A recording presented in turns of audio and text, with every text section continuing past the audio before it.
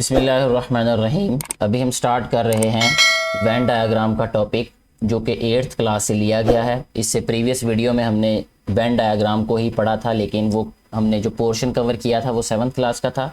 आज हम 8th class का जो कोर्स है उसको कवर करेंगे। इसमें जस्ट वन एक्सरसाइज है जिसमें वेन डायग्राम के बारे में हमें क्वेश्चंस दिए गए हैं, और ये बेटे और बेटियों को जस्ट वेन डायग्राम्स में ही प्रॉब्लम हो रही थी, इसलिए जो है वो मैं अपने बेटे और बेटियों के लिए ये वीडियो बना रहा हूँ।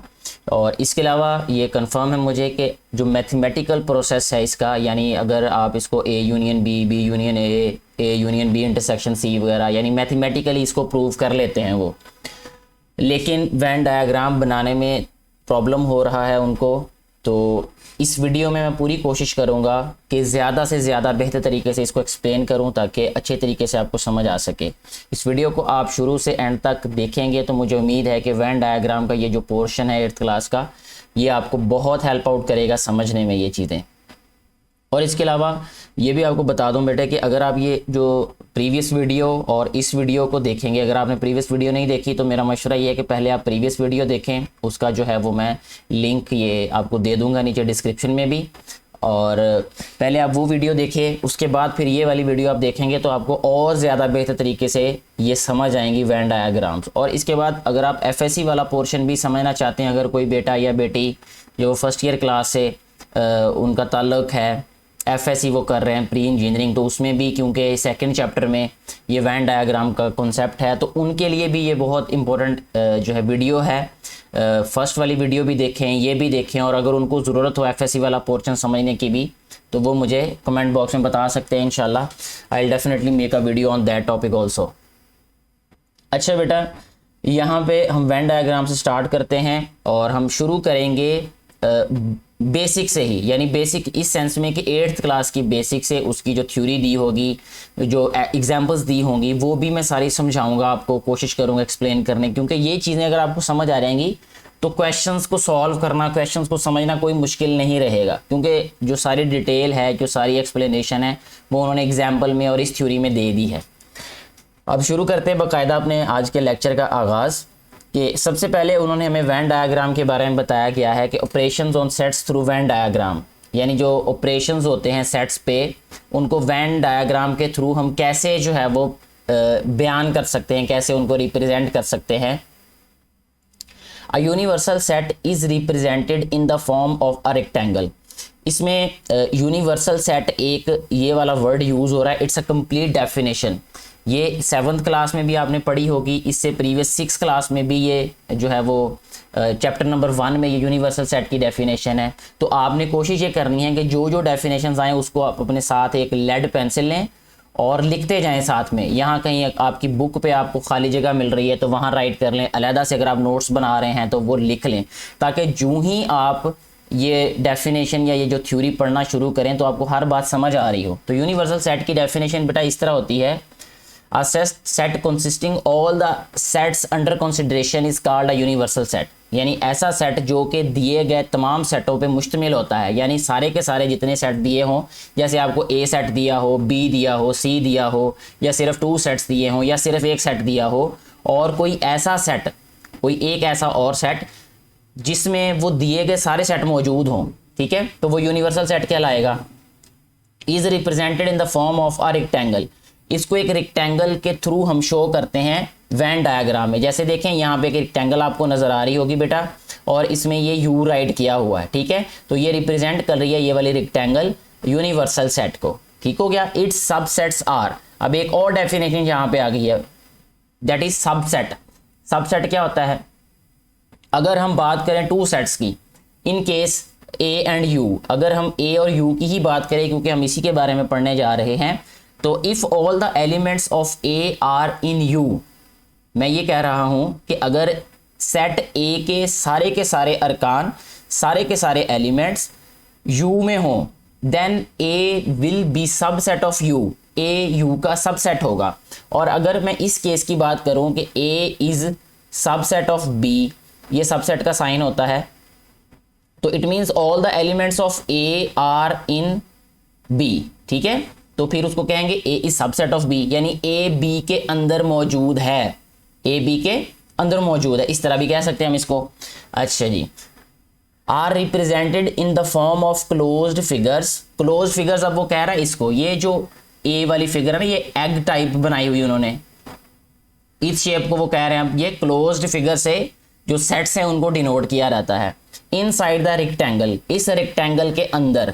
क्यों इनसाइड द रेक्टेंगल के अंदर क्यों उसको डिनोट किया जाता है? उसकी वजह यह है बेटा कि A is subset of U because all the elements of A are in U, that's why A will be in U. A जो है वो यू के अंदर होगा। Inside the rectangle adjoining figure is the representation for A is subset of U through Venn diagram। ये जो हमारे पास ये साथ में दी गई डायग्राम है, ये शो किसको करती है? A subset of U। ठीक है, A के सारे एलिमेंट्स U के अंदर हैं, तो ये एक डायग्राम उन्होंने बना के दे दी कि ये एक यूनिवर्सल सेट के लिए रेक्टेंगल बनाई गई, फिर एक यहाँ पे फिगर बनाई गई, ये एक बेजवी शक्ल की। ठीक है, तो ये जो फिगर, ये जो ए है, ये रिप्रेजेंट कर रहा है इस सेट को। वो कोई भी सेट हो सकता है। अगर मैं इसको मैथमेटिकली, यानी इसको हम टेबुलर फॉर्म में राइट करें, ठीक है, मैथमेटिकली तो तीनों फॉर्म्स होती हैं, जस्ट टेबुलर फॉर्म की बात करें। टेबुलर फॉर्म का मतलब ये है कि हम एलिमेंट्स को लिखें नंबर्स में और कॉमा और ब्रैकेट में। असल निशानी इसकी टेबुलर की ये होती है कि कॉमा प्लेस करते हैं और ब्रैकेट के अंदर राइट करते हैं। इस केस में अगर हम ए को राइट करेंगे, ये कोई एक एग्जांपल ले लेते हैं, आसान सी बना लेते हैं, अभी 1 और 2 ले लेते हैं, चलें, ठीक है। और अगर हम यूनिवर्सल सेट की बात करें तो वो फिर इस केस में क्या हो जाएगा? अब 1 2 3 4, बस इतना भी लिखते हैं तो काफ़ी, फिर भी वो यूनिवर्सल सेट ही होगा, क्योंकि ए के सारे एलिमेंट्स यू में हैं। That's why A is subset of you. और यूनिवर्सल सेट की भी डेफिनेशन ये होती है कि जो दिए गए सेट्स हैं, जैसे इस केस में हमारे पास दिया गया सेट ए है, तो इसके सारे एलिमेंट्स यू में होने चाहिए, ठीक है, तभी वो यूनिवर्सल सेट कहला सकता है। तो ये तो बेसिक सी बात ही वेन डायग्राम से रिलेटेड। इसके बाद नेक्स्ट पेज पे देखें बेटा, अब हमें थोड़ा सा ज़रा इसको अपग्रेड करके बताया हुआ है, जो कि 8th क्लास का पोर्शन है। जो प्रीवियसली हमने एक डेफिनेशन पढ़ी वो 7th क्लास का पोर्शन ही था। Demonstration of union and intersection of 3 overlapping sets through Venn diagram. ये हमें डेमोन्स्ट्रेट किया गया है यूनियन एंड इंटरसेक्शन को, और 3 सेट्स की बात की जा रही है। 7th क्लास में जस्ट 2 सेट्स की बात की जा रही थी, अब 8th क्लास में 3 सेट्स की बात की जा रही है। और ये ओवरलैपिंग सेट्स हैं, इनको वेन डायग्राम के थ्रू कैसे रिप्रेजेंट करना है और कैसे शेड करना है, ये यहाँ पे बताया गया है। सबसे पहला केस क्या है, किसको डेमोन्स्ट्रेट करना है हमने? वो केस है हमारे पास A union into B union C। तो सबसे पहले क्योंकि ब्रैकेट की बात की जाती है, तो हम जब भी सॉल्व करेंगे ब्रैकेट वाले क्वेश्चन को, तो पहले ब्रैकेट वाले पार्ट को ही सॉल्व करेंगे, उसी को ही रिप्रेजेंट करेंगे। आइदर हम लोग जो है वो वेन डायग्राम ड्रा कर रहे हों या उसको मैथमेटिकली प्रूव कर रहे हो या टेबुलर फॉर्म में उसको राइट करके प्रूव कर रहे हो। तो कहता है in figure 1 set B union C is represented bye horizontal lines. ठीक है, अब B यूनियन C जो है, क्योंकि पहले हमने ये ब्रैकेट वाला पार्ट शो करना है, ठीक है, तो B यूनियन C जो है यहाँ पे कौन सी लाइंस है? हॉरिजेंटल लाइंस है। हॉरिजेंटल लाइंस बेटे कौन सी हैं? जो कि एक्स वाई एक्सिस पे, यानी आपके दाएं से बाएं तरफ लगाई गई होंगी जो। और बी और सी कंप्लीटली इसमें जो है वो शेड होगा। बी और सी कौन सा है यहाँ पे? ये बी है, ये इस वक्त जहाँ पे एरो मैं लगा रहा हूँ, और ये सी है, ठीक है। तो बी और सी कंप्लीटली शेड होंगे ये, ठीक है, हॉरिजेंटली। ये यहाँ तक पोर्शन देखें बी का, ये देखें, इधर से मैं इसको थोड़ा सा हाईलाइट कर रहा हूँ रेड से। यहाँ पे पहले लगाई गई हैं हॉरिजेंटल लाइंस, क्योंकि ये सी वाला पार्ट इतना है और बी वाला पार्ट यहाँ तक ख़त्म हो जाता है। तो हॉरिजेंटल लाइन से ये बी यूनियन सी को रिप्रेजेंट कर रहा है। फिर उसके बाद इस रिजल्ट के साथ ही हमने ए का यूनियन बी शो करना है, A union into B union C. अब ए को भी साथ में इंक्लूड करना है, लेकिन क्योंकि वो एक अलग ऑपरेशन है, इसलिए ए को जो है वो हम वर्टिकल लाइन से शो करेंगे। देखें यहाँ पे, दस A union B union C is represented by double lines and single lines. तो ये देखें, ये सारे का सारा आंसर क्या होगा इसका? ए वाला पार्ट भी सारा, बी वाला पार्ट भी सारा और सी वाला पार्ट भी सारा, क्योंकि यहाँ पे वो बता रहे हैं अब कि ये जो आंसर है ये रिप्रेजेंट हो रहा है डबल लाइन से। ये डबल लाइंस का मतलब ये है कि ये जो हमारे पास ये जहां जहां डबल लाइंस हैं, ठीक है, ये इसका आंसर है। ठीक हो गया जी। अच्छा जी,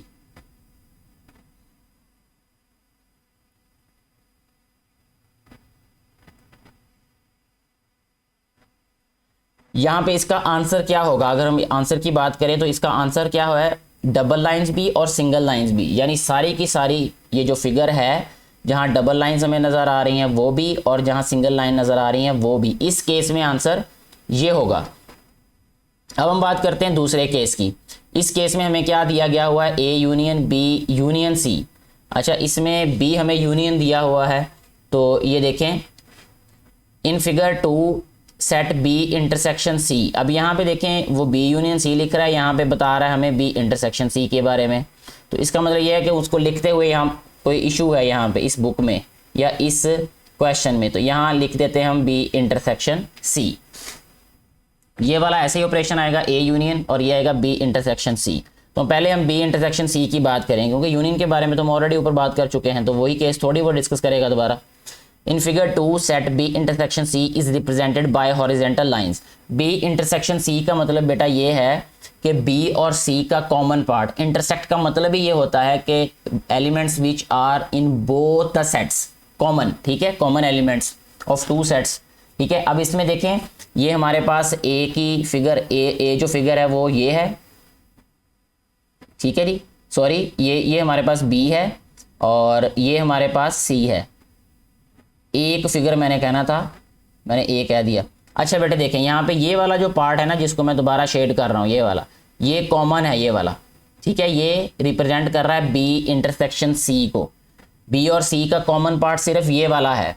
अच्छा, अब उसके साथ वो क्या कह रहा है? ए का यूनियन भी लेना है, तो ए के यूनियन का मतलब ये है कि ए वाला सारा पार्ट, ए वाला सारा पार्ट जहाँ जहाँ ए सेट है, ये वाला, मैं इसको और तरीके से अब कलर कर रहा हूँ ताकि आपको क्लियर हो जाए और भी ज़्यादा। मुझे ऊपर वाले डायग्राम में मुझे ये फील हो रहा था कि जो लाइंस उन्होंने ड्रा की हैं उनसे आप कंफ्यूज हो सकते हैं, ठीक है। तो ये देखें यहाँ पे मैंने क्या किया कि ए को हाईलाइट किया, जस्ट यहाँ पे ये देखें, ये हमारे पास ए था और ये बी और सी का क्या है? इंटरसेक्शन है, ये वाला हिस्सा, ये वाला। तो ये सारे का सारा इसका आंसर होगा, ये वाला पार्ट भी और ये वाला पार्ट भी, ठीक है जी। अब यहाँ पे लिखा भी यही होगा, is represented by horizontal lines and set A union B intersection C is represented by vertical lines, thus A union B intersection C is represented by double lines and single line। यानी double line और single line से उसके answer को show कर दिया उन्होंने, ठीक है बेटा। इसके बाद नेक्स्ट जो केस है उसमें हमें क्या दिया गया है? वो केस है हमारे पास A intersection B union C, ठीक है। अब यहाँ पे इंटरसेक्शन आ गया है, ठीक हो गया। पहले तो B यूनियन C की अगर हम बात करें तो B और C दोनों को शेड करेंगे यूनियन में, ठीक है जी। ये देखें जी, ये हमने B को शेड किया, यानी B को शेड कर रहे हैं यहाँ पे,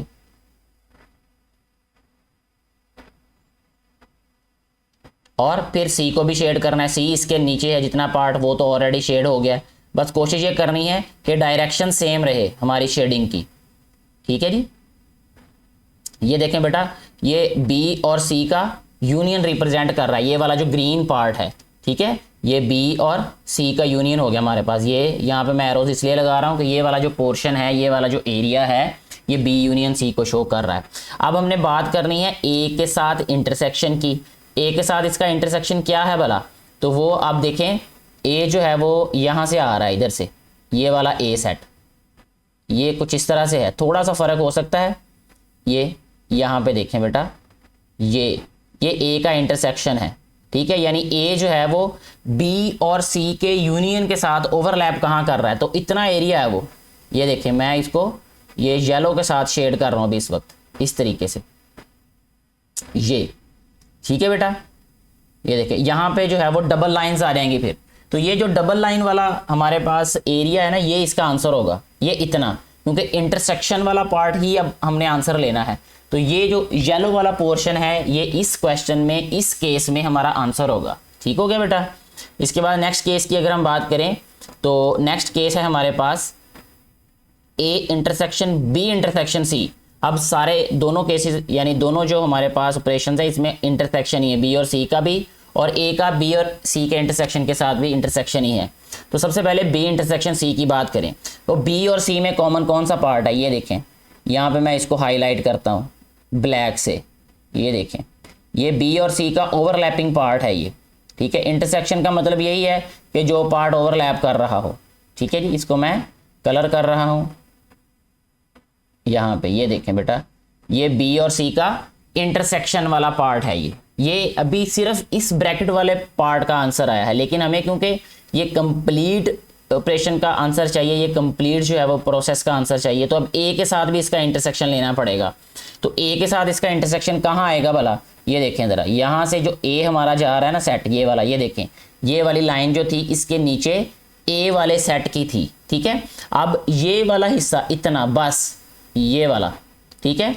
ये मैं येलो लाइन को सॉरी ये जो रेड लाइन है इसको मैं और छोटा कर रहा हूँ, ये देखें इतना, ये मैं एग्जैक्टली उतने ही पार्ट को हाईलाइट करूँगा जितना के आंसर होगा, ये देखें बेटा, क्योंकि ए और बी इंटरसेक्शन सी में सिर्फ इतना पार्ट जो है वो इंटरसेक्टिंग है, ठीक है। तो ये वाला जो रेड वाला पोर्शन है बेटा जी, हमारे पास ये आंसर होगा इस वाले केस में। मुझे उम्मीद है कि आपको ये समझ आ रही होगी। ये तो था बगैर क्वेश्चंस के, बगैर एग्जांपल्स के। अब वो हमें बता रहे हैं यहाँ पे नीचे इनको वेरीफाई करना डिफरेंट प्रॉपर्टीज़ को थ्रू वेन डायग्राम, और सबसे पहले उन्होंने दी हुई है associative law of union, associative property को कहा हुआ, ये हम ऊपर डिस्कस कर चुके हैं। ये चारों केसेस में हम ये वाली बात डिस्कस कर चुके हैं। अब एक एग्जाम्पल के थ्रू हमें इसको मज़ीद एक्सप्लेन करने की कोशिश की जा रही है, तो मैं इसको भी आपको समझाने की कोशिश करता हूँ कि सबसे पहला काम हमने ये करना होता है कि एक जो हमारे पास वेन डायग्राम बनेगी उसकी हमने ये उसके लिए डिसाइड करना है कि वो बनेगी कैसे, क्या वो ओवरलैपिंग है, क्या वो डिसजॉइंट है, और अगर ओवरलैपिंग है तो कौन कौन सेट ओवरलैपिंग है। जैसे अभी हमारे पास यहाँ पे 3 सेट्स दिए हुए हैं ए बी और सी, इन सब में हमने देखना है कि कौन कौन से एलिमेंट्स कॉमन है, कौन से अनकॉमन है, और कौन सा सेट किसके साथ ओवरलैप कर रहा है। अब पहले तो मैं ऐसे ही बता देता हूँ आपको, उसके बाद फिर हम फिगर की तरफ चलेंगे। देखें ए और बी की अगर हम बात करें तो ए के एलिमेंट्स हैं 1 3 5 7 9 10, 2 4 6 8 9 10। ये देखें ये 9 और 10 इसमें भी है और इस वाले सेट में भी है, यानी ए और बी भी ओवरलैपिंग है, नंबर 1 बात। अच्छा इसके बाद देखें ए और सी ओवरलैपिंग है वाला, ए में 1 3 5 7 9 10 और 2 3 5, ये देखें 5 इसमें भी है और 5 इसमें भी है, इसका मतलब ए और सी भी ओवरलैपिंग हो रहे हैं। 7 भी है, ठीक है, ए में 7 है और सी में भी 7 है। इसके बाद ए और बी भी ओवरलैपिंग, ए और सी भी ओवरलैपिंग। अब बी और सी की बात कर लेते हैं। बी में देखें ये 2 है और सी में ये वाला 2 भी है, देखें ठीक हो गया। इसी तरह इसमें और कौन सा एलिमेंट 4 6 8 9 10, बस ये वाला, यानी बी और सी में सिर्फ एक एलिमेंट कॉमन है, लेकिन अगर एक भी एलिमेंट कॉमन हुआ फिर बी तो वो ओवरलैप कर रहा होगा ना। ये इसका मतलब ये है कि ए बी के साथ भी ओवरलैप कर रहा है, ए सी के साथ भी ओवरलैप कर रहा है और बी जो है वो सी के साथ भी ओवरलैप कर रहा है। तो इसकी जो फिगर है अब वो कैसे बनेगी, देखें यहाँ पे हमें उन्होंने फिगर बना के दिखा दी गई है। मैं इसको थोड़ा सा एक्सप्लेन करूँगा।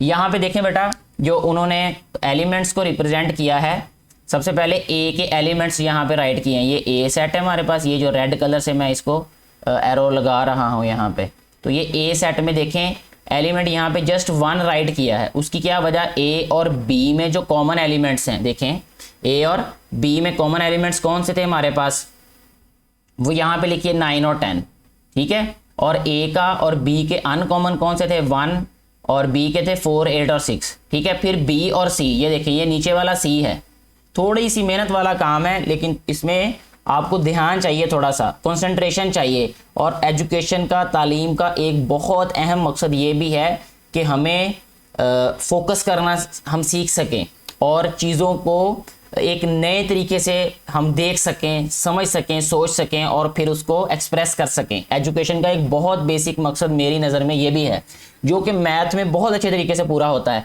कि एक तो हमारी कंसंट्रेशन 100% हमें यहाँ चाहिए, ठीक है। उसके बगैर थोड़ी सी भी हमारी अगर तवज्जो इधर उधर हुई तो क्वेश्चन गलत हो जाएगा, क्योंकि आप ये देख सकते हैं मेरा बेटा कि इन नंबर्स की डिस्ट्रीब्यूशन एक अच्छा वाला जो है वो फोकस वाला काम है, एक जुम्मेदारी वाला काम है, और अगर आप थोड़ी सी चूक करेंगे उसमें तो क्वेश्चन बिल्कुल गलत हो जाएगा आपका। यहाँ पे देखें बेटा बी और सी के कॉमन एलिमेंट्स में जस्ट 2 था, तो वो 2 यहाँ पे कॉमन एरिया में वो शो कर रहा है यहाँ पे, ये देखें, ठीक है। इसी तरह फिर ए और सी में जो कॉमन थे वो थे 3, 5 और 6, 3, 5, आई थिंक 3, 5 हैं, जस्ट 3 और 5 ये कॉमन एरिया में लिखे हुए हैं यहाँ पे, ये वाला जो पार्ट है, ठीक है। ये ए और सी के कॉमन लिख दिए। अच्छा, अब सी वाले जो अनकॉमन थे वो यहाँ लिख दिए, विच आर 11 एंड 13, ठीक हो गया। तो इस तरीके से ये एक फिगर बनेगी, ये ठीक हो गया। इसके बाद वाला काम बिल्कुल वही है जो हमने ये जो प्रीवियस डेमोन्स्ट्रेशन में ये सीखा था कि आंसर देखें, आप इसको सॉल्व किए बगैर भी रिप्रेजेंट कर सकते हैं, जैसे हमने पहले रिप्रेजेंट किया। जैसे देखिए B union C, it means B और सी दोनों शेड होंगे। यहाँ पे मैं आपको करके बता देता हूँ, बी और सी, ये देखें ये बी वाला पार्ट में शेड कर रहा हूँ, रेड से कर देता हूँ, ये देखें जी,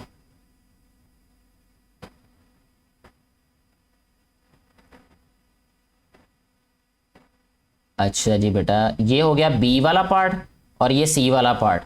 ये यूनियन है ना, यूनियन में इतना कोई इशू नहीं होता, यूनियन में हमने सारा ही शेड करना होता है, ठीक है। उसमें पहले भी आप शेड कर दें, जो बाद वाला साथ में यूनियन होगा उसको भी करना ही पड़ेगा, क्योंकि यूनियन में हम सारे के सारे एलिमेंट्स को कंसिडर करते हैं। अच्छा, ये देखिए ये बी यूनियन सी को शेड किया, उसके साथ ए यूनियन भी लेना पड़ेगा, ए का यूनियन भी, तो जो ही हम ए का यूनियन लेंगे इसके साथ तो ए को भी शेड करना पड़ेगा। अब देखें ये सारा इसका आंसर है, जितना भी आपको शेडेड रीजन नज़र आ रहा होगा अब बेटे ये इसका आंसर है। और अगर आप इसको देखें यहाँ पे टेबुलर फॉर्म में भी, तो इसमें सारे के सारे एलिमेंट्स ही उसने शो किए होंगे, 1 2 3 4 5 6 7 8 9 10 11 12 11 13, यानी ये सारे एलिमेंट्स जो ए में हैं, बी में हैं, सी में हैं, वो सारे के सारे ये देखें ये आंसर में भी आ रहे होंगे, ठीक है। हम पिक्टोरियल वे में इसको रिप्रेजेंट करें तो फिर भी वही आंसर आएगा, अगर हम इसको टेबुलर फॉर्म में देखें तो तब भी वही नंबर्स हमारे पास आंसर आएंगे जो कि इन शेप्स में हैं, इन फिगर्स में हैं, ठीक हो गया। इसके बाद देखें नेक्स्ट एसोसिएटिव लॉ की बात कर रहा है वो। एसोसिएटिव लॉ को भी हमने ऐसे ही जो है वो प्रूव करना है कि यहाँ पे हमें दिया है उन्होंने, सबसे पहले लेफ्ट हैंड साइड की अगर हम बात करें तो A intersection B intersection C, ये वाला बिल्कुल यही वाला केस हम ऑलरेडी शेड कर चुके हैं एग्जाम्पल में, या जो मैंने आपको डेमोन्स्ट्रेशन वाली बात की थी अभी प्रीवियस पेज पे, ठीक है। तो वहाँ पे ये शेड कर चुके हैं हम ऑलरेडी। अगर आपको मैं दिखाना चाहूँ तो आप बिल्कुल थोड़ा सा लेफ्ट पे देखें, मैं जिसको ये रेड कलर से अब सर्कल कर रहा हूँ ये, ठीक है। ये वाला पार्ट है इंटरसेक्शन बी इंटरसेक्शन सी है, तो आंसर भी इसका ऐसे ही आएगा जैसे हमने वो वाला पार्ट सॉल्व किया था। देखिए ये येलो वाला पार्ट है, इसका मतलब ये वाला पार्ट इसका आंसर आएगा, क्योंकि डायग्राम जो फिगर तो वही बन रही है ना, और केस भी वही है। इसके बाद देखें राइट साइड पे ये है A intersection B intersection C, ये क्योंकि एसोसिएटिव है तो यहाँ पे हमारे पास इसमें ब्रैकेट आनी चाहिए थी इसकी बजाय, तो यहाँ पे ये गलती है इसमें इस बुक में। तो A intersection B intersection C, पहले ए इंटरसेक्शन बी आएगा, ए और बी में कॉमन, ये देखें नीचे ए इंटरसेक्शन बी, ए और बी का कॉमन रीजन कौन सा था, वो इतना है ये वाला, ठीक है। ये थोड़ा सा डिफरेंट हो जाएगा अब इसमें। इसकी जो राइट हैंड साइड है हमारे पास बेटे वो है ए इंटरसेक्शन बी, यहाँ पे ब्रैकेट आएगी, फिर इंटरसेक्शन सी आएगा, क्योंकि ये एसोसिएटिव लॉ है, और एसोसिएटिव लॉ में पहले अगर लेफ्ट साइड पे सेकंड और थर्ड वैल्यू को एसोसिएट किया हो तो राइट साइड पे फर्स्ट और सेकंड को एसोसिएट किया जाता है। अब यहाँ पे ए इंटरसेक्शन बी की अगर हम बात करें तो मैं इसको यहाँ पे ऑलरेडी रेड कलर से डिनोट कर चुका हूँ कि ये वाला पार्ट ए इंटरसेक्शन बी है, और इसके साथ हमने इंटरसेक्शन सी का लेना है, तो सी वाला कौन सा पार्ट है वो यहाँ पे मैं डिनोट करता हूँ अभी। ये देखें ये नीचे सी सेट है, और सी का ये वाला पार्ट सिर्फ इतना, ये वाला, ये, ठीक है। सॉरी अगर थोड़ा सा दाएं बाएं हो रहा है तो, लेकिन आपको समझ आ रही होगी मुझे उम्मीद है कि ये वाला जो पार्ट है ना ये हमारे पास आंसर होगा, ये आंसर को शो करेगा, ठीक है। और अगर आप लोग गौर से देखें तो जो एलिमेंट इसके नीचे आ रहा होगा वही आंसर होगा, ठीक हो गया। तो इसके बाद देखें जी नेक्स्ट अब हम चलते हैं डिस्ट्रीब्यूटिव लॉ की तरफ, ठीक है। डिस्ट्रीब्यूटिव लॉ में हमने कैसे इसको डिनोट करना है, कैसे शो करना है, इसमें हमें हमारे पास लेफ्ट हैंड साइड पे क्या दिया हुआ है, बी यूनियन सी और इंटरसेक्शन इसका फिर ए के साथ लेना है। बी यूनियन सी की अगर हम बात करें तो बी और सी वाला पार्ट बनेगा। थोड़ा सा इसका जो अब हम शेडिंग जो है वो किसी और तरीके से कर लेते हैं ताकि जल्दी हो जाए। ठीक है, ये बी हमारे पास है, ये वाला। ठीक है जी बेटा, ये है हमारे पास बी और इसका हमने यूनियन सी के साथ लेना था तो सी के साथ ये यूनियन ले रहे हैं। यानी यूनियन इसका कर रहे हैं, इसको यूनाइट कर रहे हैं, इसको इकट्ठा कर रहे हैं। यूनियन का मतलब भी ये होता है इकट्ठा करना। ठीक है, अब इसको हमने किसके साथ इकट्ठा कर दिया, ये देखें सी के साथ। ठीक है, लेकिन उसके बाद आंसर में हमने देखना है कि ये जो ए के साथ इसका इंटरसेक्शन है, यानी वो पार्ट ही जस्ट आंसर होगा जो ए के साथ इंटरसेक्ट कर रहा है। बी यूनियन सी का जो पार्ट ए के साथ इंटरसेक्ट कर रहा है, और वो कौन सा पार्ट है, वो यहाँ पे देखिए मेरा बेटा, सिर्फ ये वाला पार्ट। ठीक है, और ये याद रखना है कि ये हमने सिर्फ इसके अंदर अंदर रहना है। ये वाला जो ये वाली बाउंड्री है, ये देखिए। ठीक है, यहाँ से ये वाली बाउंड्री बनेगी हमारे पास, ये नीचे थे। ठीक है, और ऊपर से ऐसे। ठीक है, ये वाला जो ग्रीन वाला बेटा पार्ट है ना, अब ये वाला हमारे पास आंसर होगा इसका। ठीक है, और इसमें एलिमेंट्स भी अगर हम देख लें, अगर मैं इसको सारे को कलर को इरेज करूं, इसको यहाँ से, सॉरी, देखिए इसमें हमारे पास आंसर क्या आएगा, ये 9 और 10 एलिमेंट्स हैं लिखे हुए ये वाले इस एरिया में। ठीक है, यहाँ पे ये एलिमेंट्स हैं 9 और 10, और यहाँ पे एलिमेंट्स लिखे हैं 3, 5, 7। और अगर हम इसके आंसर की बात करें लेफ्ट हैंड साइड के, तो ये हमारे पास आंसर आ रहा है, ये देखें 3, 5, 7, 9 और 10। तो 3, 5, 7, 9 और 10 जो है वो किस एरिया में आ रहा है, वो ये वाला एरिया है सारा। ठीक है, यानी जिसको अभी थोड़ी देर पहले मैंने शेड किया था वही हमारे पास आंसर होगा। इसके बाद इसकी राइट हैंड साइड देख लें। इसमें पहले मैं आपको सिर्फ नंबर्स के थ्रू बताऊंगा, उसके बाद फिर बाद में इसको शेड करके भी बता देता हूँ। देखें इसमें हमारे पास है A intersection C union A intersection B. A intersection C की बात करें तो हमारे पास पहले ए इंटरसेक्शन बी ले रहा है वो यहाँ पे नीचे। ए इंटरसेक्शन बी में 9 और 10 वाला पार्ट आ रहा है। ठीक है, 9 और 10 वाला पोर्शन हमारे पास कौन सा है, उसको हम ए और सी वाला देखें। ये ए है और ये सी है, ये वाला पार्ट इतना। ठीक है, ये देखिए जहाँ पे ये वाला एरो मैं अब लगा रहा हूँ। ठीक है, ये आंसर होगा इसका। इसके बाद देखिए ए इंटरसेक्शन सी की बात करें, सॉरी मैंने यहाँ पे गलत बताया आपको, क्योंकि ए इंटरसेक्शन बी की बात हो रही है अभी। ये ए है और ये बी है, ये इसका इंटरसेक्शन होगा, ये वाला हिस्सा, ये देखें। ठीक है, ये ए इंटरसेक्शन बी हो गया। फिर ए इंटरसेक्शन सी की बात कर रहे हैं अब, वो ए और सी का इंटरसेक्शन क्या है, ये वाला पार्ट, ये वाला। ठीक है जी, अब देखें इसके बाद इसका यूनियन लेना है। यूनियन का मतलब ये है कि इसको इकट्ठा करना है दोनों को। तो इकट्ठा करेंगे तो 3, 5, 7, 9 और 10, यानी ये वाला सारा एरिया। ये देखें मैं इसी से कलर कर देता हूँ इसको बजाय किसी और कलर के। इसको क्या किया, यूनियन कर दिया इसका हमने, तो यही आंसर होगा इसका, इतना एरिया। इसको शेड करना पड़ेगा हमें। इसके बाद लास्ट पे जो हमें दिया गया है केस, वो है distributive law of union over intersection. बिल्कुल आसान है ये क्वेश्चंस, बिल्कुल आसान है। अगर आपने वो पहले जो केसेस हैं उनको अच्छे तरीके से समझ लिया है तो बाकी सारे जो फिगर्स हैं उनमें ऐसे ही हम शेड करेंगे। यहाँ पे देखें बेटे, अब लेफ्ट हैंड साइड में बी इंटरसेक्शन सी है, यूनियन उसका ए के साथ है। बी इंटरसेक्शन सी देखें पहले, ये बी और सी का इंटरसेक्शन क्या आया, ये वाला हिस्सा, ये इतना। ठीक है, ये जो भी आपको ये ब्लू कलर में नज़र आ रहा होगा, ये वाला एरिया।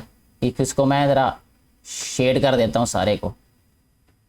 ये देखें, ये है हमारे पास बी इंटरसेक्शन सी, क्योंकि ये बी और सी में ओवरलैपिंग पार्ट है ये।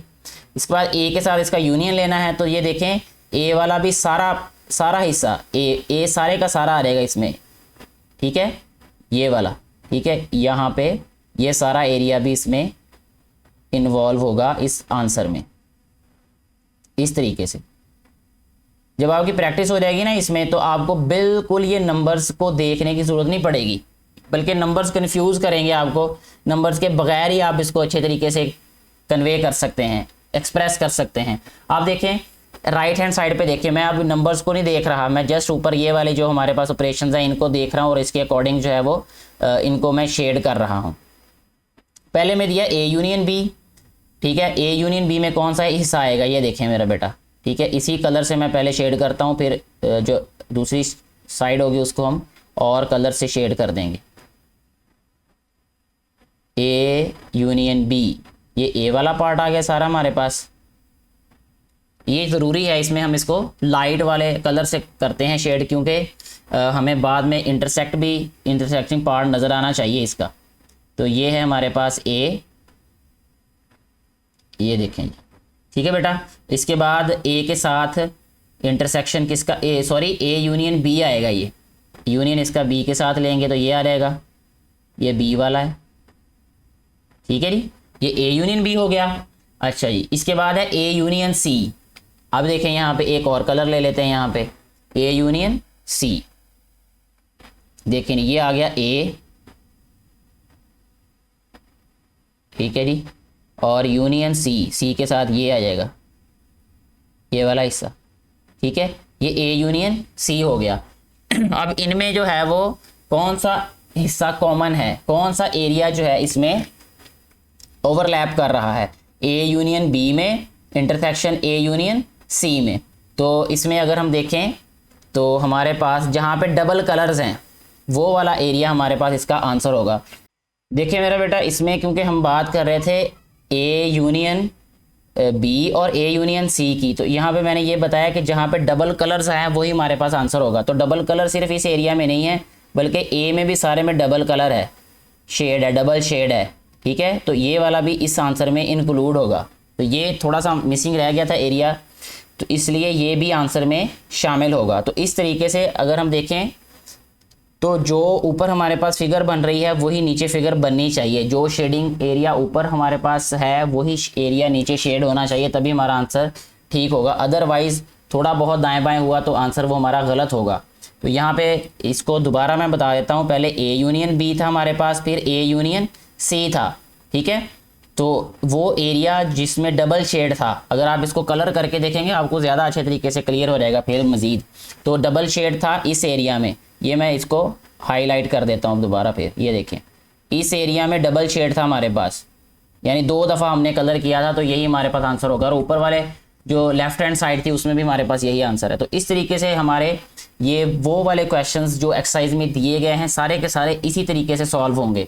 अब हम चलते हैं एक्सरसाइज की तरफ, ठीक है जी। एक्सरसाइज में हमें क्या कहा गया है कि verify the commutative law of union and intersection of the following sets through Venn diagrams, यानी वेन डायग्राम्स के थ्रू जो है वो हमने इनको वेरीफाई करना है। मैं कोशिश करता हूँ अभी जस्ट जो है वो इनकी डायग्राम्स के थ्रू वेरीफाई कर दूँ, बाकी आप लोग जो है वो इसको मैथमेटिकली या टेबुलर फॉर्म में राइट करके खुद इसको क्लियर कर सकते हैं जी। हमारे पास क्वेश्चन नंबर जो 1 है, इसको अभी हम सबसे पहले इसका फर्स्ट पार्ट इसको रिप्रेजेंट करने की कोशिश करेंगे। उसमें क्या है, पहले तो देखें कि वो ओवरलैपिंग सेट्स हैं या डिसजॉइंट सेट्स हैं। ए में एलिमेंट्स है 3, 5, 7, 9, 11, 13 और बी में क्या है 5, 9, 13।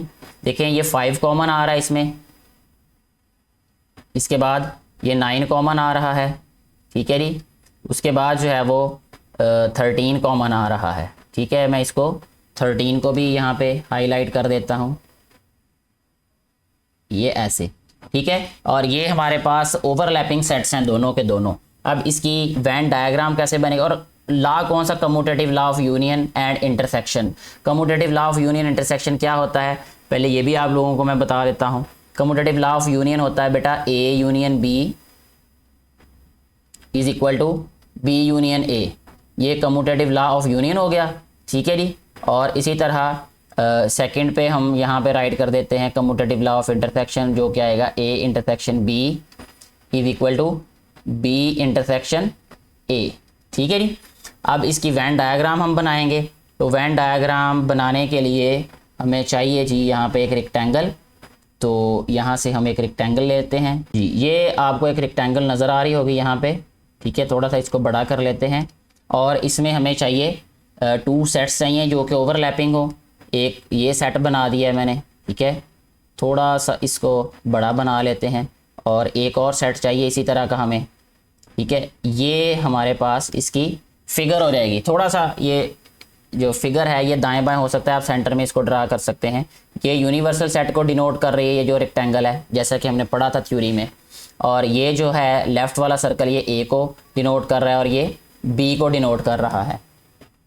अब देखें, हम सबसे पहले एलिमेंट्स को डिस्ट्रीब्यूट करेंगे इनमें ए और बी में। ए के अनकॉमन कौन से हैं? 3 और 7। तो यहाँ पे हम राइट करेंगे 3 और 7 ए में, ठीक है, ये अनकॉमन है इसके। अच्छा, बी के अनकॉमन कौन कौन से हैं वो देखें हम। 17, 21, 25, यहाँ आ जाएगा 17, 21 एंड 25। और कॉमन एलिमेंट्स कौन से हैं वो हम इसके सेंटर में राइट कर देंगे। जो ओवरलैपिंग पार्ट है, कॉमन का मतलब ये है कि ओवरलैपिंग पार्ट है, वो है हमारे पास 5। इसके बाद है 5 के बाद ये 9 है, 9 के बाद है 13, 5, 9 एंड 13 जी। अब देखें, ए यूनियन बी को जब हमने डिनोट करना है तो ए और बी सारे का सारा एरिया आ रहेगा, ठीक है जी। इसको थोड़ा सा ऐसे, ये ए वाला पार्ट भी, ठीक है जी, ये, और इसी तरह ये बी वाला पार्ट भी, ए यूनियन बी में ये आ रहेगा, ठीक है बेटा।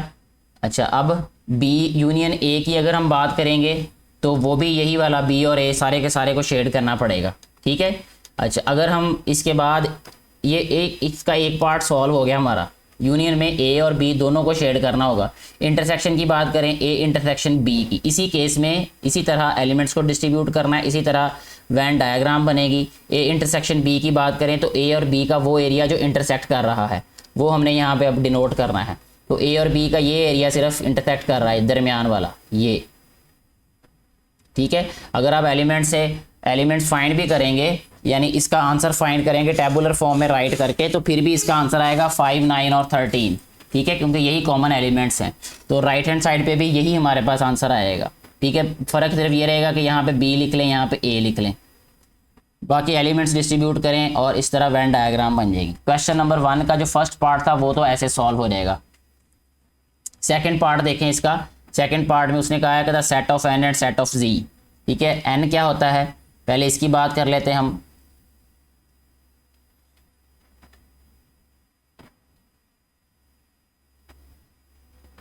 इसको मैं यहां से रेज कर रहा हूं, अभी सिर्फ ये वाला एरिया रेज करना है हमने, ये वाला जी। एन की अगर हम बात करें तो एन कहते हैं सेट ऑफ नेचुरल नंबर को। तो नेचुरल नंबर्स क्या होते हैं, 1, 2, 3 and up to so on, ठीक है। और अगर हम जी की बात करें तो जी होते हैं इंटीजर्स, ठीक है। और इसको हम राइट कर सकते हैं इस तरीके से, यानी कॉमा राइट करके -3 से लिख लेते चलें, -2, -1, उसके बाद 0, फिर +1, +2, +3 and up to so on. इस तरह भी लिख सकते हैं और इस तरह भी इसको लिख सकते हैं हम लोग, ये 0 +-1 +-2 और +-3 and up to so on, ठीक हो गया। अब अगर हम बात करें इसमें, सबसे पहले देखें ओवरलैपिंग है या डिसजॉइंट है। तो n क्योंकि हमारे पास है 1, 2, 3 नेचुरल नंबर्स हैं और जी में हमारे पास नेचुरल नंबर भी हैं, पॉजिटिव भी हैं, नेगेटिव भी हैं और 0 भी है। तो it means n is subset of G, ठीक है। यहाँ पे हम सबसे पहले तो ये लिखेंगे कि n जो है वो सबसेट है जी का। मैं ये सिर्फ आपको वैन डायग्राम के थ्रू ही बता रहा हूँ कि वैन डायग्राम कैसे बने, क्योंकि उसमें ज़्यादा प्रॉब्लम होता है। अच्छा, इसके बाद n जी का सबसेट हो गया। अब इसमें हम वैन डायग्राम कैसे बनाएंगे वो देखें। यहाँ पे उसके लिए हमने सबसे पहला काम तो ये करना है कि एक हमें फिगर चाहिए, तो फिगर हम यहाँ से ले लेते हैं जी, यही वाली, ठीक है।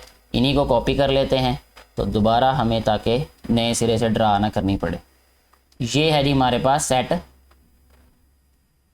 इस तरीके से हो गया, ठीक है जी।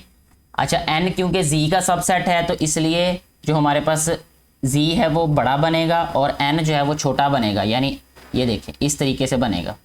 ये सेट है हमारे पास n, ठीक है। ये जो इसके अंदर बनाया है सेट बेटे, ये हमारे पास है n सेट, ठीक है। और ये है हमारे पास z सेट और ये हमारे पास है यूनिवर्सल सेट। तो अब अगर इसमें हम वो जो प्रॉपर्टीज़ हैं उनको अप्लाई करें तो प्रॉपर्टीज़ में शेडिंग कैसे होगी, पहले तो प्रॉपर्टीज़ राइट कर देते हैं। पहली प्रॉपर्टी क्या होगी, n union z is equal to z union, sorry यहाँ पे z भी लिखना था, z यूनियन n, ठीक है जी, ये होगी कम्यूटेटिव प्रॉपर्टी नंबर 1। उसके बाद कम्यूटेटिव प्रॉपर्टी ऑफ यूनियन, फिर कम्यूटेटिव प्रॉपर्टी ऑफ इंटरसेक्शन वो होगी n intersection z is equal to z intersection n। ठीक हो गया। अच्छा, यूनियन की अगर हम बात करें तो यूनियन में ये सारे का सारा एरिया आ रहेगा n और z का, n और z का सारे का सारा एरिया हम इसको कवर कर देंगे, ये वाला ऐसे। ये बाहर नहीं जाना चाहिए कलर, क्योंकि मेरी कोशिश है कि ज़रा टाइम बचाया रहे, जल्दी जल्दी इसको कवर किया रहे। एन और जी वाला सारे का सारा एरिया रहेगा। इसी तरह जब एन यूनियन जी करेंगे या जीज यूनियन एन करेंगे तो यूनियन का मतलब दोनों को इकट्ठा कर देंगे। ठीक है। इंटरसेक्शन की अगर हम बात करेंगे तो इंटरसेक्शन का मतलब होता है कॉमन एरिया, तो कॉमन सिर्फ ये एन है। ठीक है, ये वाला, तो ये आंसर आ जाएगा इंटरसेक्शन के केस में। नेक्स्ट हमारे पास जो सी पार्ट है इसका वो है सेट बिल्डर फॉर्म में राइट किया हुआ है। पहले हम इसको टेबुलर फॉर्म में राइट कर लेंगे। कहता है X when X belongs to N, यानी नेचुरल नंबर्स हैं, और and 8 is less than X less than equal to X and X is less than equal to 18, यानी नेचुरल नंबर्स हैं 8 से 18 तक। यानी हम अगर सी को राइट करें टेबुलर फॉर्म में तो ये बनेगा 8 9 10 and up to so on 18। ठीक है जी, ये बनेगा सी। और डी एलिमेंट की अगर हम डी सेट की बात करें तो इसमें एलिमेंट्स क्या आएंगे। कहता है Y when Y belongs to N, ये भी नेचुरल नंबर्स हैं विच आर फ्रॉम 9 to 19। यहाँ हम राइट करेंगे 9 10 11 and up to so on 19। ये हमारे पास है। नेक्स्ट जो डी सेट है, इसमें सबसे पहले तो हमने ये देखना है कि क्या ये ओवरलैपिंग है या डिसजॉइंट सेट्स हैं। तो इसमें देखें ये जो सिर्फ 8 है ये डिसजॉइंट है। मैं इसके लिए कलर चेंज करता हूँ। सी में 8 ऐसा एलिमेंट है जो डी में नहीं है। ठीक है, इसी तरह डी में 19 ऐसा एलिमेंट है जो सी में नहीं है। तो ये ओवरलैपिंग सेट्स हैं ये। ठीक है, ओवरलैपिंग को कैसे ड्रा करते हैं, आपने इस तरीके से ड्रा करना है कि एलिमेंट्स भी उनमें पूरे आ जाएं, फिर वो वाले जो हम लोग वहाँ पे ड्रा कर रहे हैं। तो इसके सामने बिल्कुल ये हमारे पास एक फिगर है, इसको थोड़ा सा और बड़ा कर लेते हैं क्योंकि हम हर एक क्वेश्चन के लिए अब ऐसे करेंगे कि एक ही फिगर बनाते हैं और फिर नेक्स्ट क्वेश्चन के लिए फिर दोबारा से फिगर बना लेंगे। इसी को कॉपी करते हैं, वो ज़्यादा बेहतर रहेगा क्योंकि इसमें कॉमन पार्ट ज़्यादा है। तो इस तरह इसको हम राइट कर लेते हैं। ठीक है जी, ऐसे इसको इस तरीके से बना लेते हैं जी बेटे। अब इसमें हमारे पास एक जो है ये सी को शो कर रहा है ये। ठीक है, और ये जो है ये किसको शो कर रहा है, ये डी को। डी का अनकॉमन क्या है, 19 है सिर्फ, और इसमें सी का अनकॉमन क्या है, वो 8 है। बाकी सारे कॉमन एलिमेंट्स आएंगे जो कि हैं 9 10 अप टू सो ऑन 18। ठीक है, ये सारे के सारे एलिमेंट्स फिर इस सेंटर वाले पार्ट में आएंगे जो कॉमन पोर्शन है। अब इसके बाद इसको जो शेड करना आसान है बहुत ज़्यादा, तो इसमें यूनियन में सारा हो जाएगा, सी और डी भी सारे का सारा पार्ट, और इंटरसेक्शन में सिर्फ ये वाला पार्ट आएगा, ये सेंटर वाला 9 10 और अप टू सो ऑन 18 तक। ठीक है, तो ये मुझे उम्मीद है कि ये आसानी से आप लोग खुद कर लेंगे ये वाला शेडिंग भी इसकी। इसके बाद जो नेक्स्ट हमें दिया है ये है the set of even number and odd numbers. यहाँ पे ई आएगा, उन्होंने लिखा नहीं है, इसमें काफ़ी गलतियाँ हैं। ये जो हमारे पास ई बुक है ये वाली। अच्छा, इवन नंबर और ऑड नंबर, इवन और ऑड नंबर हमें पता है बेटा इसमें कोई एलिमेंट कॉमन नहीं होता, तो ये डिसजॉइंट सेट्स हैं ये। ठीक है, डिसजॉइंट सेट्स को कैसे डिनोट करते हैं वो ज़रा यहाँ पे आप देख लें। बाकी मुझे उम्मीद है कि आप लोग खुद कर लेंगे क्वेश्चन, ये वाला भी शेड भी खुद कर सकते हैं आप लोग इनको। ये देखिए ये डिसजॉइंट है तो ये ऐसे इसकी फिगर बनेगी। ठीक है, तो यूनियन की अगर हम बात करेंगे तो ये और ये दोनों शेड होंगे। ठीक है जी, ये वाला भी और ये वाला भी, दोनों फिगर्स जो हैं वो शेड हो जाएंगी।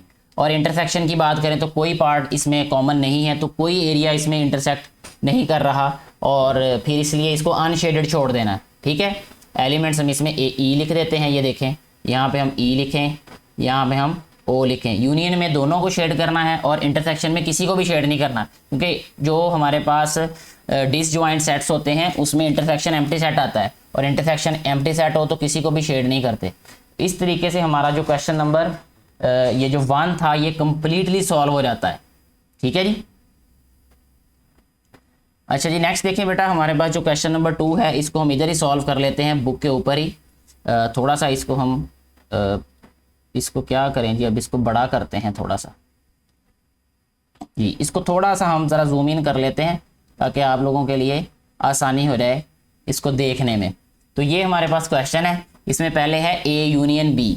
तो यूनियन में हम पहले ही सीख चुके हैं ये बात कि यूनियन में हम क्या करते हैं, सारे एरिया को, सारे रीजन को शेड कर देते हैं। तो इसमें देखिए सारा शेड रीजन ए और बी का शेड होगा, ये देखें ए का भी और बी का भी, ये ऐसे, ठीक है। ये जो डबलिंग हो रही है ना यहाँ पे, ये डबलिंग भी नहीं होनी चाहिए कलरिंग में, बस सिंगल कलर ऐसा होना चाहिए कि जिसमें शेडिंग डबल ना नज़र आए। अच्छा, इसके बाद है नेक्स्ट हमें दिया गया वो है यू यूनियन ए, यू का ए के साथ यूनियन। तो यहाँ से शुरू होना है हमने, ये देखें, इसको थोड़ा सा, सॉरी, इसको थोड़ा सा बड़ा करते हैं अभी ताकि कलर जो है वो आसानी से कर सकें। ये देखें, ये यू का और ए का सारे का सारा हिस्सा, ये क्या होगा, यू यूनियन ए। अच्छा जी, इसके बाद देखें बेटा, ए यूनियन ए में क्या आएगा, सिर्फ ए, सिर्फ किसको शेड करना है हमने, ए को, ये वाला हिस्सा आएगा जी। नेक्स्ट हमें जो दिया गया है पार्ट वो है ए इंटरसेक्शन बी, ए और बी का इंटरसेक्शन। इंटरसेक्शन का मतलब ये होता है कि जो कॉमन रीजन है, तो सिर्फ बी वाला रीजन कॉमन है इसमें, तो यही आंसर होगा, ये वाला यू इंटरसेक्शन ए। यू और ए में कॉमन कौन सा है, ये ए वाला, ये देखें, ठीक है जी। इसी तरह अगर हम नेक्स्ट की बात करें, नेक्स्ट हमारे पास है ए इंटरसेक्शन ए। ए और ए में इंटरसेक्शन क्या आएगा, वो ए ही आएगा। तो ये देखिए, हम इसको ए को शेड कर देंगे। तो ये इस तरीके से हमारा क्वेश्चन नंबर 2 भी सॉल्व हो जाता है, ठीक हो गया जी। अब आते हैं जी क्वेश्चन नंबर 3 की जानिब। नेक्स्ट हमारे पास है जी क्वेश्चन नंबर 3। क्वेश्चन नंबर 3 में उन्होंने हमें ये कहा है कि for the given sets verify the following laws through Venn diagram. इन लॉज को हमने वेन डायग्राम के थ्रू जो है वो प्रूव करना है। तो ये एक तो ये है कि बहुत ही आसान ये वाले क्वेश्चंस हैं। इसमें जो ए पार्ट है, पहले हमने ये जो है वो सिलेक्ट करना है। इसमें मैं कलर चेंज करता हूँ थोड़ा सा। ये वाला जो ए पार्ट है, इसके थ्रू जो है वो हमने इन सारे 4 के 4 लॉज को वेरीफाई करना है वेन डायग्राम के थ्रू। और इसमें जो है वो मैं तो मशवरा यही दूंगा कि इसमें जो मैथमेटिकली इसको ना प्रूव करें, डायरेक्ट जो है वो वेन डायग्राम के थ्रू ही हम इसको प्रूव करें।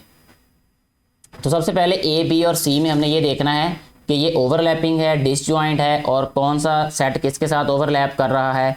फिर हम पहले डायग्राम बनाएंगे, उसके बाद फिर जो है वो हम इन लॉज को प्रूव करेंगे। तो अगर हम देखें, ए सेट है हमारे पास 2 4 6 8 10 12, और इसके बाद यहाँ पे बी सेट है हमारे पास 1 3 5 7 9 11। ए और बी में कोई कॉमन नहीं है।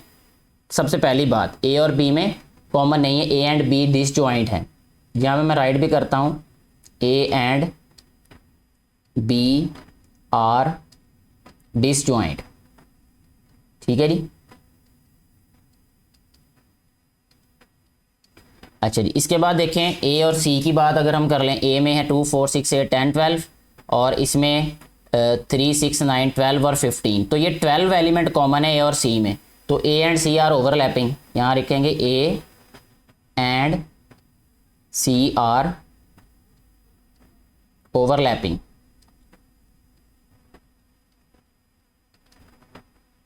ठीक हो गया जी। ये 2 बातें इसमें हमने डिडक्ट कर ली, ए और सी में देख लिया।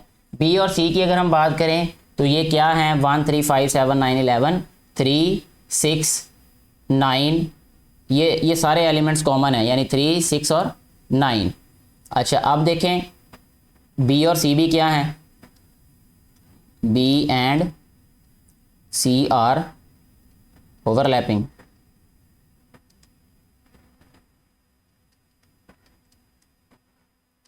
अब हमने एक ऐसी फिगर बनानी है जिसमें ए और बी जो हैं वो डिसजॉइंट हो, ए और सी जो हैं ये ओवरलैपिंग हो, और ए बी और सी भी ओवरलैपिंग हो। तो उसके लिए तरीकाकार ये होगा, देखें ये सी जो है ये ए और बी में दोनों में कॉमन है, ए और बी में।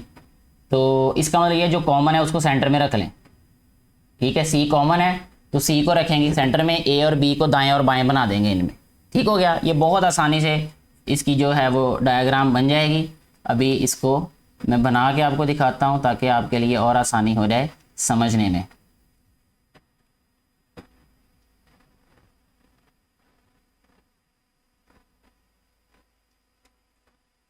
एक हमने सबसे पहले तो ये एक रेक्टेंगल ली है, रेक्टेंगल को थोड़ा सा बड़ा बनाते हैं ताकि आपके लिए आसानी हो इसको समझने में और देखने में। जी, तो ये हमारे पास यूनिवर्सल सेट हो गया है। इसके बाद हमने ए बी और सी को शो करना है। तो सपोज हमारे पास ये एक सेट है। अच्छा जी, इसमें क्योंकि हमने सी को कॉमन लेना है तो इसको ले लेते हैं जी। हमारे पास ये ए सेट है, ये हमारे पास हो जाएगा सी सेट, और इसी तरह ये हो जाएगा हमारे पास एक बी सेट। ठीक है जी, और इसको थोड़ा सा इधर कर लेते हैं ताकि ये सेंटर में नज़र आए। जी बेटा, इस तरीके से ये एक हमारे पास एक फिगर बन जाएगी ये। ठीक हो गया, इस तरीके से हम इसको डिनोट कर सकते हैं। इसको लिखेंगे हम ए, ये वाला। ठीक है, और क्योंकि सी दोनों में कॉमन है तो ये सी आ रहेगा और ये आ रहेगा बी। अब एलिमेंट्स को डिस्ट्रीब्यूट करना है, उसके बाद सारा क्वेश्चन जो है वो बहुत जल्दी सॉल्व हो जाएगा। ए के वो एलिमेंट्स जो हमारे पास अनकॉमन है वो है 2, 10 एंड 4, यानी 2, 4 और 10। 2, 4 एंड 10। ए और सी के एलिमेंट्स कॉमन कौन कौन से हमारे पास, वो हैं 6 एंड 12। यहाँ पे हम राइट करेंगे 6 एंड 12। ठीक है जी, इसके बाद बी और सी के कॉमन एलिमेंट्स कौन से हैं, बी और सी के, वो हम यहाँ पे पहले राइट करते हैं, वो हैं 3 और 9। ये 3 है और 9 है। ठीक हो गया, इसके बाद सी के और बी के अनकॉमन कौन से हैं, बी और सी के अनकॉमन लिखेंगे, वो है हमारे पास 15। यहाँ पे लिखेंगे ये 15 आएगा सी में, और बी में कौन से एलिमेंट्स आएंगे जो बी और सी के अनकॉमन है, 1 आएगा यहाँ पे हमारे पास, यहाँ पे आ जाएगा 1। उसके बाद आ जाएगा हमारे पास 5, क्योंकि 3 लिख चुके हैं ऑलरेडी। 1 के बाद 5 लिखा हमने, उसके बाद 7, 9 पहले लिख दिया हमने, इधर आ जाएगा 11। इस तरीके से ये जो नंबर्स हैं इनकी डिस्ट्रीब्यूशन होगी। इसके बाद अब देखें आंसर में, ये एसोसिएटिव लॉ ऑफ यूनियन है, ये हम एग्जाम्पल में कर चुके हैं, फिर भी मैं इसकी बता देता हूँ आपको, इसकी लेफ्ट हैंड साइड और राइट हैंड साइड को कैसे हम जो है वो डील करेंगे, यानी शेड कैसे करेंगे। देखें इसकी लेफ्ट हैंड साइड की अगर हम बात करें तो ये मैं हाईलाइट कर रहा हूँ येलो से इसको, तो A union B union C. B union C का मतलब बी और सी का यूनियन, यानी बी और सी का यूनियन क्या होगा, ये वाला, ये सी है सारा, ये वाला पार्ट। ठीक है, इसको थोड़ा सा और शेड वाले को बड़ा कर लेते हैं जी। ये हमारे पास आ गया सी, और ये आ रहेगा हमारे पास बी। ठीक है जी बेटा, ये बी यूनियन सी आ गया। अब लेना जी इसका ए के साथ यूनियन। ठीक है, तो ए के साथ यूनियन लेंगे तो ये आ रहेगा इसका आंसर, ये सारा येलो वाला पार्ट इसका आंसर है, यानी ए बी, बी बी और सी बी। ठीक है जी, और राइट हैंड साइड की अगर हम बात करें, इसकी राइट हैंड साइड पे क्या, ए यूनियन बी। ठीक है, ए यूनियन बी में क्या आ रहेगा, ये देखें ए वाला सारा पार्ट आ जाएगा, ये वाला। ठीक है, और यूनियन बी में ये आ जाएगा, बी वाले पार्ट को, ए यूनियन बी, ये डिनोट कर रहा है ए यूनियन बी को, और फिर उसका यूनियन सी के साथ लेना है, यानी सी को भी यूनाइट कर देना, उसके साथ सी को भी जोड़ देना है। तो ये आंसर होगा इसका। आपने देखा होगा कि इससे जो हमने प्रीवियस जो लेफ्ट हैंड साइड थी उसको भी शेड किया तो यही आंसर आया था। ठीक हो गया, और राइट हैंड साइड को शेड किया तब भी यही आंसर आया। तो इस तरीके से हमारा ये जो पहला लॉ है वो प्रूव हो जाएगा। इसके बाद अगर हम सेकंड लॉ की बात करें जो कि है हमारे पास एसोसिएटिव लॉ। एसोसिएटिव लॉ का मतलब बी इंटरसेक्शन सी, बी और सी का कॉमन रीजन कौन सा है, ये वाला, ये बी इंटरसेक्शन सी, ये बी इंटरसेक्शन सी हो गया। A intersection B intersection C, A और बी इंटरसेक्शन सी में कोई कॉमन है नहीं, क्योंकि ए जो है इसकी बाउंड्री यहाँ तक है। ठीक है, और सी की बाउंड्री यहाँ तक है। यानी मैं आपको बताता हूँ कि ये देखें, ये ए है हमारे पास इतना, ठीक है, इतना, इसको हम ए कहेंगे। ठीक है जी, ये ए और इस वाले पार्ट और इसमें कोई कॉमन है भला, बिल्कुल कॉमन है, इतना फासला है, कोई हिस्सा इंटरसेक्ट कर नहीं रहा, तो इसलिए आंसर क्या आएगा, एम्प्टी सेट। ठीक है, इस केस में आंसर क्या आएगा, एम्प्टी सेट आ जाएगा। इसी तरह इसकी राइट हैंड साइड में भी यही होगा कि ए इंटरसेक्शन बी करेंगे तो ए और बी में कॉमन कौन सा हिस्सा, कोई भी नहीं है। ठीक है, उसका इंटरसेक्शन सी के साथ करेंगे तो तब भी कोई कॉमन नहीं होगा। इसके बाद है distributive law of intersection over union. तो ये है जी हमारे पास A intersection B union C. तो बी यूनियन सी लेना है पहले, बी और सी का यूनियन, ये दोनों आ रहेगी इसमें, ये और ये वाला सारे का सारा रीजन।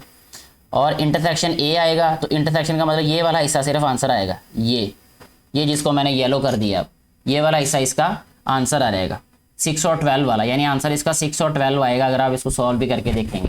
ठीक है, और अगर राइट हैंड साइड की बात करें तो ए इंटरसेक्शन बी, ए और बी में कोई वैल्यू कॉमन है, ए इंटरसेक्शन बी कोई भी कॉमन नहीं है। अच्छा, ए इंटरसेक्शन सी में कोई कॉमन है, बिल्कुल है, ये वाला एरिया, ये देखें। ठीक है, और फिर उसको यूनियन करना है तो यूनियन करेंगे तो यही आंसर आएगा। तो लेफ्ट हैंड साइड का भी यही आंसर था, राइट हैंड साइड का भी यही आंसर है। इस तरीके से ये वाला लॉ भी हमारा प्रूव हो रहेगा, ये जो थर्ड लॉ है।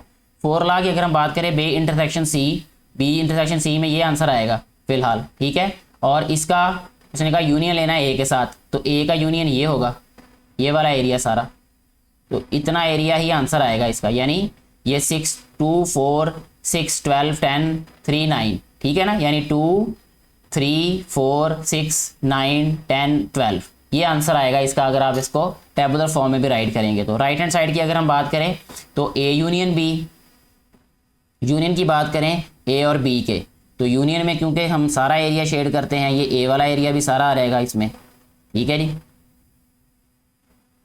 ये वाला, और बी में ये वाला एरिया आ रहेगा सारा। ठीक है बेटा, अच्छा जी, ए यूनियन बी हो गया, फिर आ जाएगा ए यूनियन सी। अब डबल शेडिंग होगी इसमें, देखें, ए यूनियन सी, तो ये आ गया ए, ये वाला ए और यूनियन सी।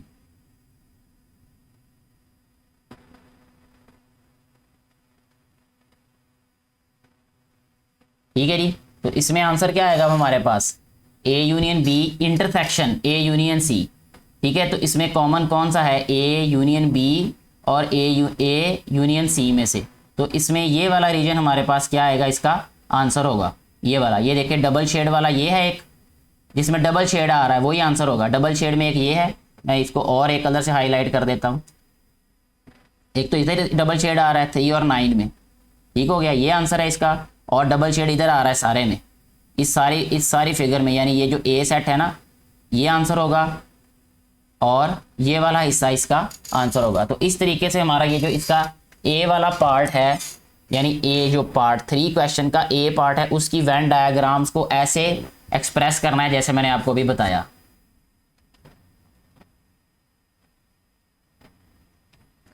अब हम बात करेंगे इसके सेकंड पार्ट की।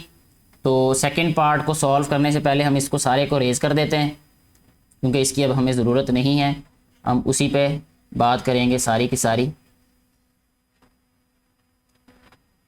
जी, बी वाला पार्ट जो है वो सबसे पहले तो इसको हमने टेबुलर फॉर्म में राइट करना है। ठीक है, टेबुलर फॉर्म में राइट करने के लिए हमें ये समझ होनी चाहिए कि इन सेट्स को जो लिखा हुआ, ये जो सेट्स लिखे हुए हैं इनका मतलब क्या है। तो सबसे पहले ए सेट जो लिखा हुआ वो है इंटीजर्स हैं 8 से लेकर 25 तक। तो हम पहले इसको राइट करेंगे टेबुलर फॉर्म में 8 से 25 तक, जबकि 8 से 25 तक सारे ही सारे एलिमेंट्स आएंगे पॉजिटिव इंटीजर्स, जितने भी ये इंटीजर्स हैं वो सारे के सारे हम इसमें राइट कर देंगे।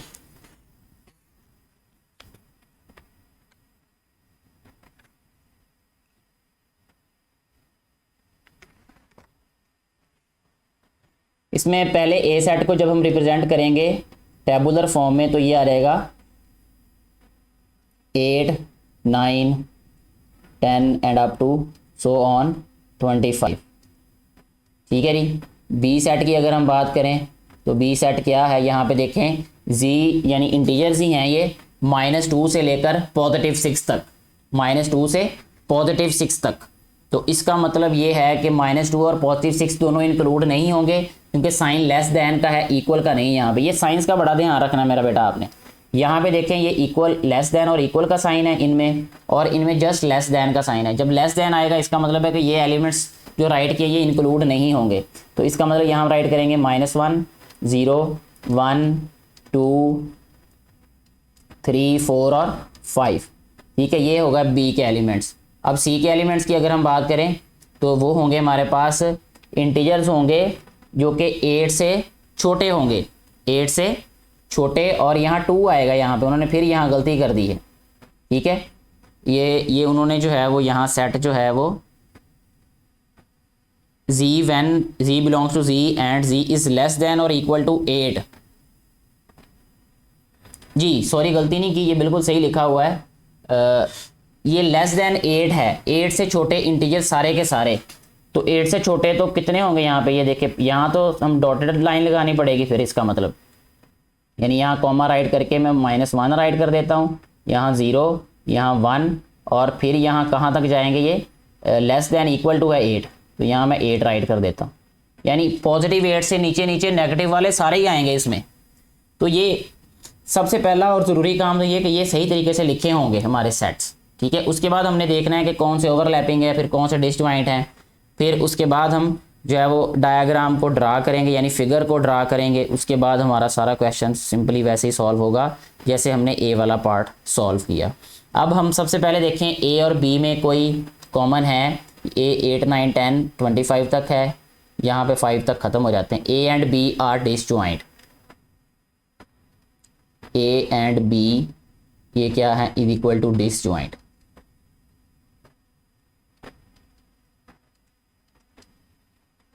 ए और सी की अगर हम बात करें तो ये देखें यहाँ पे 8 है, यहाँ पे भी 8 है, सिर्फ एक एलिमेंट कॉमन है, लेकिन कॉमन एक भी हो तो वो ओवरलैपिंग होंगे। A and C are overlapping.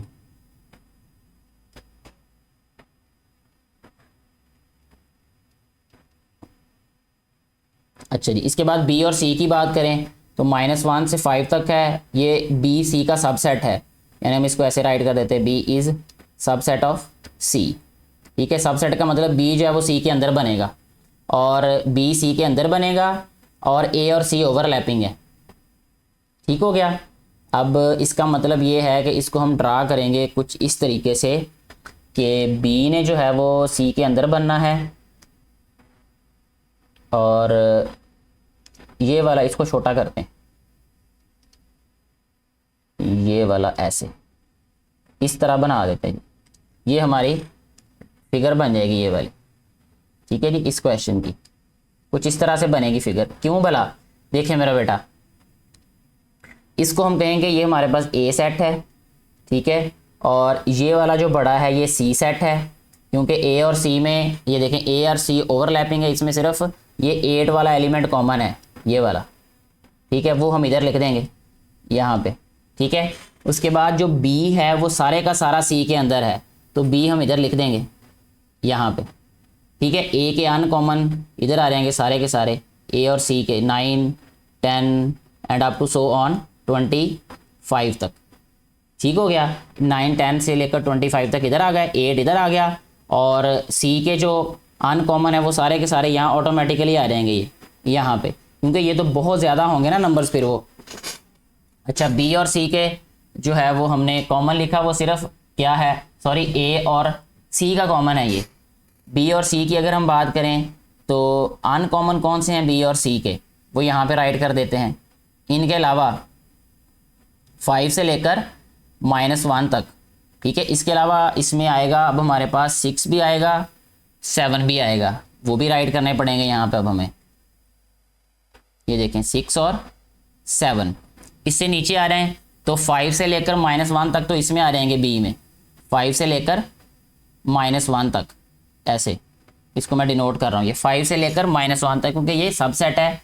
-1 से पीछे को जाएं यानी -2 -3 और अप टू सो ऑन, वो सारे के सारे भी इस वाले एरिया में आएंगे। ठीक है, जो कि अनकॉमन हमारे पास रीजन है इसका। तो इस तरीके से बेटा इसकी जो वेन डायग्राम बनेगी इसको हम यूनिवर्सल सेट से डिनोट कर देंगे। ये तो हमारी होगी इसकी वेन डायग्राम। अब इसको शेड करने वाली बात रहेगी बाकी। तो शेड करना भी बहुत आसान है, तो उसमें जो है वो मैं थोड़ी सी हेल्प आउट कर देता हूँ आपको फिर दोबारा। अगर हम इसकी लेफ्ट हैंड साइड को देखें, जो पहला एसोसिएटिव लॉ ऑफ यूनियन है, बी यूनियन सी में बी और सी को, ये देखें बी और सी का पार्ट सारा ही शेड होगा।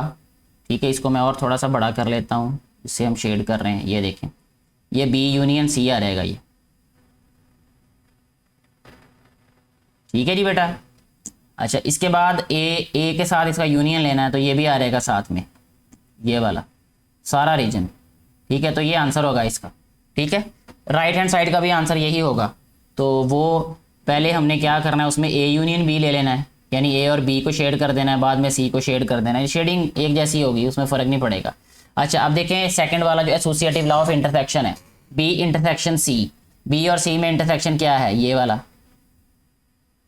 ठीक है, बी इंटरसेक्शन सी, फिर ए के साथ इसका इंटरसेक्शन क्या आएगा, ये ए के साथ, ये देखें ये ए है हमारे पास, कोई इंटरसेक्शन है इसका, कोई नहीं है, तो इसका मतलब आंसर आएगा इसका एम्प्टी सेट। ठीक है, यानी इस वाले जो हमारे पास एसोसिएटिव लॉ है, एसोसिएटिव लॉ के केस में हमारे पास आंसर आएगा एम्प्टी सेट जी। तो ये दूसरी की बात होगी हमारी एसोसिएटिव लॉ की, उसमें आंसर एम्प्टी सेट आएगा। सी की बात करते हैं अब, यानी distributive law of intersection over union, B union C, यानी बी और सी को यूनियन लेना है और ए के साथ इसका इंटरसेक्शन लेना है। तो ये वाला 8 आंसर आएगा, ए 8 वाला पार्ट। अब मैं ज़ुबानी बता देता हूँ आपको, इसको और शॉर्ट कर देता हूँ क्योंकि मुझे उम्मीद है कि आपको समझ आ चुकी होगी अब तक तो बातों की। ये वाला पार्ट जो है ये इसका आंसर होगा। ठीक है, इसी तरह अगर हम राइट हैंड साइड की बात करें, ए इंटरसेक्शन बी, ए और बी में ये वाला हिस्सा कॉमन है। अगर मैं इसको अनशेड करूँ दोबारा, ए और बी में ये वाला 8 वाला पार्ट कॉमन है। ठीक है, अच्छा इसके बाद ए इंटरसेक्शन बी की बात कर ली, ए इंटरसेक्शन सी की बात करें अगर हम ए और सी में, तो वो भी इंटरसेक्शन यही है। ठीक है, जिसमें 8 है, तो ये 8 वाला आंसर होगा इसमें। तो यही हमने लेफ्ट हैंड साइड में कहा था, ऐसे ये वाला 8 वाला पोर्शन जो है वो शेड होगा। इसके बाद लास्ट वाला जो इसका है distributive law of union over intersection, B intersection C, B और सी में इंटरसेक्शन क्या है, बी। ठीक है, ये वाला। अच्छा, इसके बाद है ए के साथ यूनियन, तो ये वाला एरिया भी सारा आ जाएगा इसमें, यहाँ से ये 8 भी और ये भी, ये आंसर होगा इसका। ठीक हो गया। तो ये डॉट नहीं लगाने चाहिए थे, इसको रेज करने में टाइम लगेगा काफ़ी। राइट हैंड साइड की बात करें, ए यूनियन बी में क्या आएगा हमारे पास, ए बी और बी बी, ये सारा पार्ट आएगा। और ए यूनियन सी, ए और सी, ये वाला सारा पार्ट आएगा। इंटरसेक्शन, इसका मतलब कॉमन क्या आएगा इसमें, बी वाला पोर्शन सारा कॉमन आएगा और ए वाला सारा कॉमन पोर्शन आ जाएगा। तो इस तरीके से हमारा ये क्वेश्चन भी कम्प्लीटली सॉल्व हो जाएगा वेन डायग्राम के साथ। आज जो है वो हम इसका लास्ट जो क्वेश्चन है, क्वेश्चन नंबर 4 इस एक्सरसाइज का, उसको सॉल्व करेंगे बेटे अभी। तो वो इसके लिए हम थोड़ा सा इसको बड़ा कर लेते हैं, ये इस तरीके से। तो इसमें हमें उन्होंने कहा है copy the following Venn diagram shade according to the operations given below each diagram. इसको शेड करना है हमने, जो नीचे ऑपरेशंस दिए गए हैं उनके अकॉर्डिंग। तो सबसे पहले देखिए हमारे पास है ए इंटरसेक्शन बी, ए और बी का इंटरसेक्शन है, इसमें ए आएगा। ठीक है, इसकी शेडिंग में क्या आएगा, ए। यहाँ पे मैं इसको शेड करता हूँ ए को, ये देखें ए इंटरसेक्शन में बी में ये ए आ गया। अच्छा, उसके साथ यूनियन है सी के साथ इसका, तो सी वाला रीजन भी हम शेड कर देंगे फिर इसमें, ये वाला। ठीक हो गया जी, ऐसे। यानी ये वाला आंसर आएगा, जो भी रेड वाले कलर में मैंने शेड किया हुआ है वही इस वाले क्वेश्चन का आंसर होगा। इसके बाद देखें A union B intersection C, A union B की बात करें तो हम ए और बी सारा आ जाएगा, और इंटरसेक्शन सी लेंगे तो सिर्फ ये वाला पोर्शन आएगा। इसको मैं पेंसिल से शेड करके दिखाता हूँ आपको, ये वाला। ठीक है बेटा, ये वाला पोर्शन सिर्फ इस क्वेश्चन में आंसर आएगा, क्योंकि असल में तो हमने देखना है ना ओवरऑल क्या हमारे पास ये ऑपरेशन डिनोट कर रहा है, बता रहा है। तो इंटरसेक्शन की बात हो रही है, इंटरसेक्शन में हम सिर्फ कॉमन एरिया की बात करते हैं। ए यूनियन बी में और सी में कॉमन क्या आएगा, ए यूनियन बी में तो सारा ही आएगा ना ए और बी, और सी में सिर्फ इतना हिस्सा कॉमन है, ये वाला।